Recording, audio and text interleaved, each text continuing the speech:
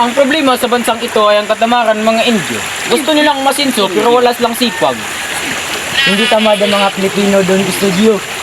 Hindi lang sila nabigyan ng pagkataon na mapaunlad ang kanilang sarili.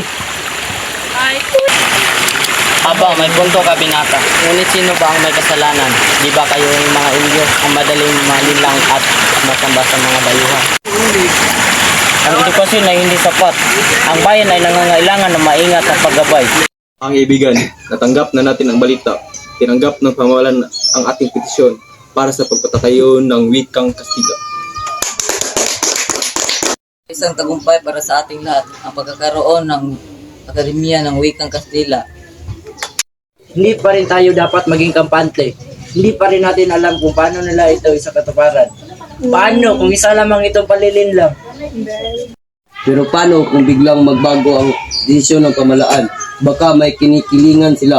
Ako kung ituturo ito ng libre at hindi mahirap ang klase sa ngayon ako. Dapat tayo maging mapanuri. Alam niyo namang maraming praile ang tutol dito. Lalo na si Padre Sibayla.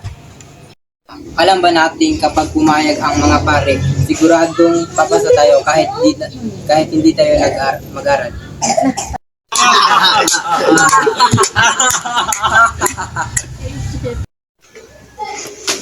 Kung gayon, magkaisa tayo sa layuning ito.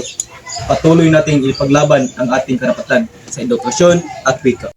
Hindi ko gusto ang aking nararamdaman. Alam niyo naman doon sa studio ay parang tuwag ng aso. Hindi gagalaw kapag walang utos ng praile. Hindi dapat tayo mawala ng pag-asa.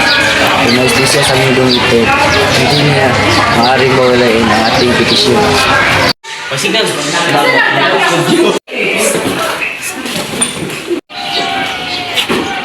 Ito na ang sagot ng Don Custodio. Natapos ang masusing pagsusing. Minabuti kong ikasya na hindi nararapat itatag ang Akademiya ng Wikang Kastila sapagkat mas maepektibo ang paggamit ng Latin sa pagtuturo ng aralin at Ano? Ginamit niya ang dahilan ng Latin? Isang malaking kalukuhan ito.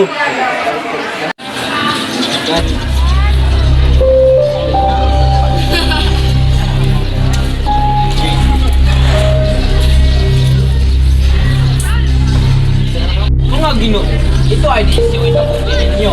Ang wikang Kastila ay hindi ang sa inyo. Mas mainam na manatili kayo kung anong simbahan. Ibig sabihin, manatili tayo mga Mga Ginoo at Ginang, salamat sa inyong pagdalo. Sa dakilang araw ito para sa aking anak na si Juanito at ang kanyang pinakamahal na si Paulita.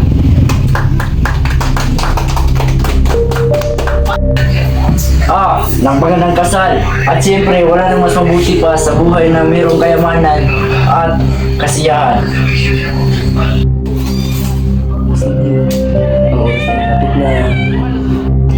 Hindi mo kailangan gawin ito. Marami ang madadamay. Hindi mo ba alam, Basilio?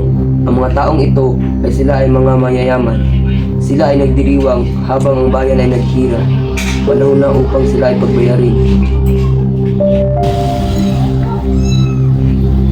Don Simon, pambihirang lakbarang yan.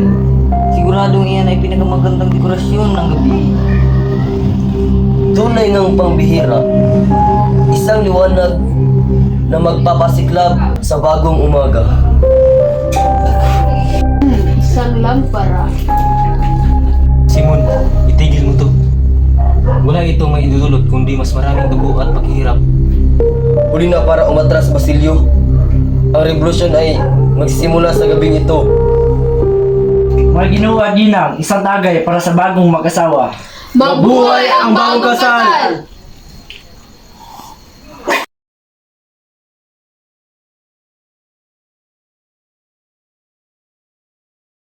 Simon! Simon! Kailangan mo nang umalis dito kasi pinagkanap ka ng Guardia Civil. Hindi na kailangan, Basilio. Nabigo akong ipagiganti si Maria Clara. Ang lahat, ang bayan. Simon, may paraan pa para maganti sa ibang paraan. Padre, nabigo akong ipagiganti si Maria Clara. Ang lahat, ang bayan. Simon, kailangan natin magtago. Hindi na kailangan, Basilio. Oras na para tapusin ko ang lahat.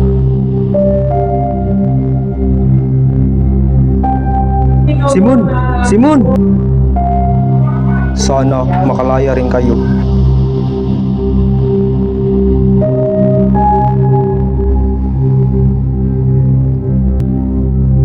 Basilio, nakita mo kung paano nagtapos ang buhay ni Simon. Isang buhay na ginugol sa paghiganti, ngunit walang kapayapaan. Kung gayon, para saan ang lahat ng ito? Ang kanyang mga sakripisyo, ang kanyang yaman, ang kanyang galit, wala siyang nagawa. Ang tunay na kalayaan, anak, ay hindi makamit sa dahas o kayamanan. Ang kalayaan ay nasa puso ng mga taong handang lumaban para sa kabutihan, hindi sa paghihiganti. Kung gayon, anong dapat kong gawin? Ikaw na mismo ang makasagot niyan. Huwag mong kalimutan ng iyong natutunan.